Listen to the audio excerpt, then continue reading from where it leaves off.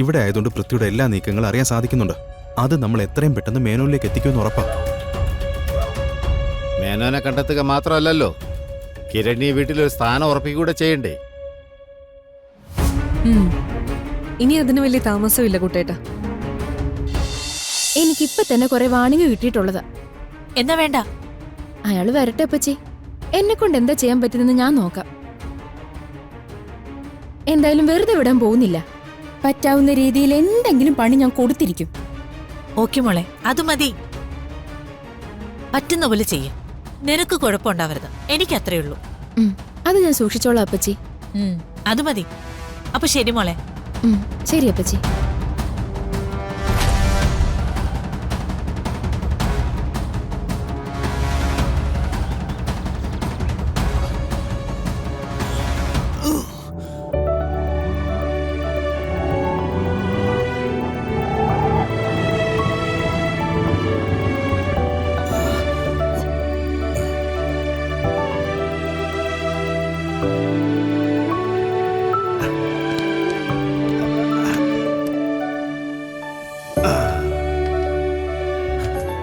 ആണെന്ത് ചക്കയൊക്കെ ആയിട്ട്. ഓ, അതാകുമ്പോ കാശ് മുടക്കില്ലല്ലോ. അതായിരിക്കും ചുമന്നോണ്ട് ഇങ്ങി പോരുന്നത്.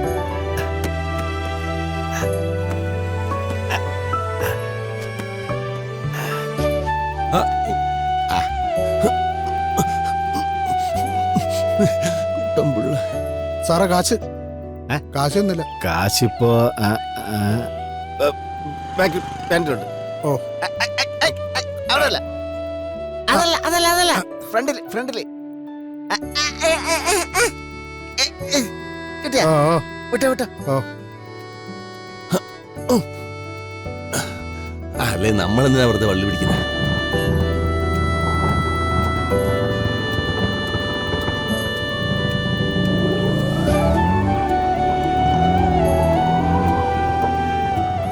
ദുർഗമോളെ. ആഹാ, കിരൺ. ആരായത്? ഒട്ടും പ്രതീക്ഷിക്കാത്ത അതിഥിയാണല്ലോ. ഇതെന്തൊക്കെയാ ഇത്? കാര്യമായിട്ടുള്ള സാധനങ്ങളാണല്ലോ. വീട്ടിലുണ്ടായ ചക്കയാ.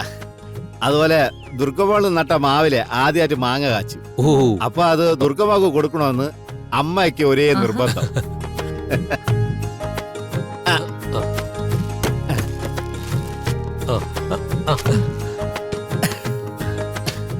അവിടുന്ന് ഇതൊക്കെ കൊണ്ടുവരാൻ വേറെ ആരുമില്ലല്ലോ, അതാ ഞാൻ വന്നത്. ഇതൊന്നും തരാൻ വേണ്ടിട്ടല്ലെങ്കിലും അങ്കിളിനെ എപ്പോ വേണേലും ഇവിടേക്ക് വരാലോ. അതെ, അക്ഷിതയുടെ വീട്ടിലെ ഒരു അംഗം പോലെ തന്നെയാണ് കുട്ടനെന്ന് ഞങ്ങൾക്ക് എല്ലാവർക്കും അറിയാം. അതെ, ചെറുപ്പം മുതലുള്ള ബന്ധമാണ് എനിക്ക് ചിറക്കൽ വീടുമായിട്ട്. ദുർഗമോളും അക്ഷിതമോളൊക്കെ ജനിച്ച കാലം മുതലേ എനിക്ക് എല്ലാരെയും അറിയാം. അറിയാം അങ്കിളെ. അങ്കിളിനെ കുടിക്കാൻ എന്താ വേണ്ടത്? ഇപ്പൊ ഒന്നും വേണ്ട, ആദ്യം ഒന്ന് എല്ലാരെയും കാണട്ടെ, കുടിക്കാലോ. കിരൺ, ദുർഗ, ഇതാരാ വന്നേ നോക്കിയേ. അവിടെ എല്ലാവർക്കും സുഖം തന്നെയാണല്ലോ അല്ലേ? പിന്നെ എല്ലാരും സുഖമായിരിക്കുന്നു.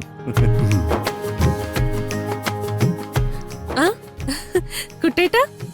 ആ ദുർഗമോളെ. കുട്ടേട്ടാ, ഇതെന്തോന്ന് വിളിച്ചു പോലും പറയാം. പെട്ടെന്ന് തീരുമാനം എടുത്തു, ചടേ നിങ്ങ് പോന്നു. കിരണേ, എന്തൊക്കെയുണ്ട്? അങ്ങനെയൊക്കെ പോകുന്നു തന്നെ. സുഖമായിരിക്കുന്നു. ചക്കയൊക്കെ കൊണ്ടുവന്നിട്ടുണ്ട് കേട്ടാ. കടിയൊക്കെ ഒന്ന് റെഡിയാക്കണം കേട്ടാ. നിങ്ങളുടെ മുത്തശ്ശി എന്തൊക്കെയോ സമ്മാനം കൊടുത്തു വിട്ടിട്ടുണ്ട്, അത് തരാൻ അങ്കിള് വന്നേ. നമ്മുടെ വടക്കേ പറമ്പിലെ മാവുണ്ടല്ലോ, ഇഷ്ടം പോലെ കാച്ചു. ഓർമ്മയുണ്ടാ? പിന്നെ നീ നട്ടതാ. ഓ, അതൊക്കെ തരാൻ വേണ്ടിയാ ഞാൻ വന്നത്.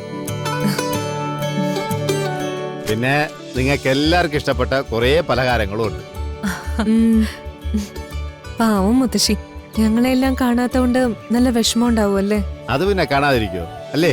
അതെ, സംസാരിച്ചു നിന്ന കാരണം അകത്തേക്ക് ക്ഷണിക്കാൻ മറന്നു. വാ. ഓ ശരി, വാ കുട്ടേട്ടാ വാ. എന്നാ പിന്നെ നിങ്ങൾ വിശേഷങ്ങളൊക്കെ പറഞ്ഞിരിക്കേ. ശരി. വാ കുട്ടേട്ടാ.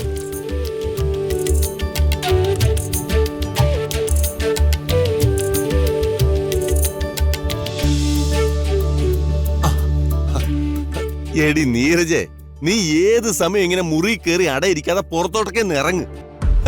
ഇവിടെ നടക്കുന്ന കാര്യങ്ങൾ വല്ല നീ അറിയുന്നുണ്ടോ? സഹദേവേട്ടാ, നിങ്ങൾ വെറുതെ എന്നെ കൊണ്ടൊന്നും പറയിപ്പിക്കരുത്. എന്താ? ആ ദുർഗ വന്നതിൽ പിന്നെയാ എനിക്കിങ്ങനെ സമാധാനമായിട്ടിരിക്കാൻ കുറച്ച് സമയം കിട്ടുന്നത്.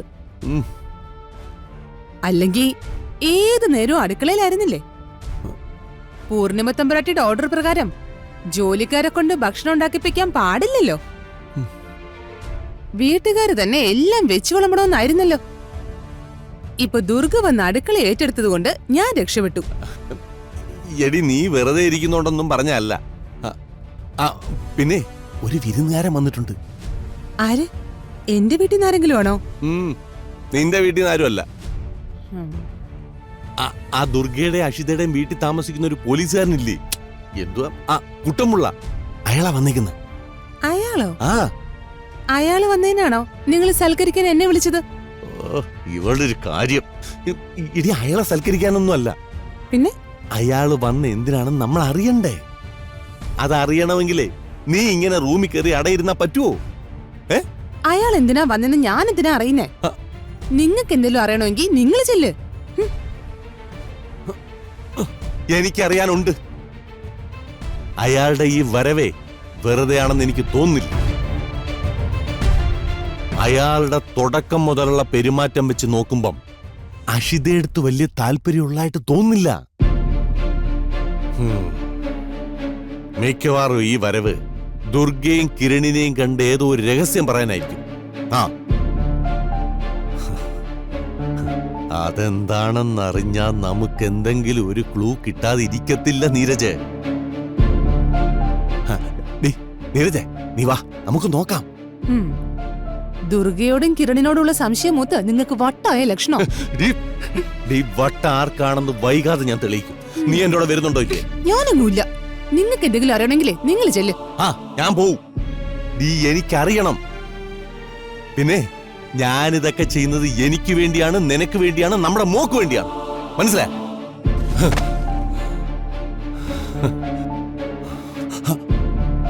അയ്യോ, അവര് സംസാരിച്ചു തുടങ്ങി കാണും.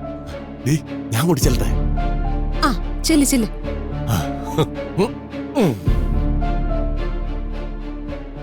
എന്റെ ഈശ്വരാ, ഇങ്ങരുടെ പേര് ശരിക്കും ലൂസായി.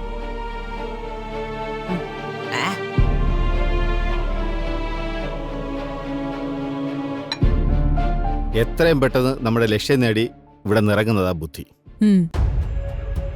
ഞങ്ങളും അതിന് തന്നെയാ ശ്രമിക്കുന്നത്. കുട്ടേട്ടാ, ഇവിടെ ആയതുകൊണ്ട് പൃഥ്വിയുടെ എല്ലാ നീക്കങ്ങളും അറിയാൻ സാധിക്കുന്നുണ്ട്. അത് നമ്മൾ എത്രയും പെട്ടെന്ന് മേനോനിലേക്ക് എത്തിക്കുമെന്ന് ഉറപ്പാ. മേനോനെ കണ്ടെത്തുക മാത്രമല്ലല്ലോ, കിരണി വീട്ടിലൊരു സ്ഥാനം ഉറപ്പിക്കൂടെ ചെയ്യണ്ടേ?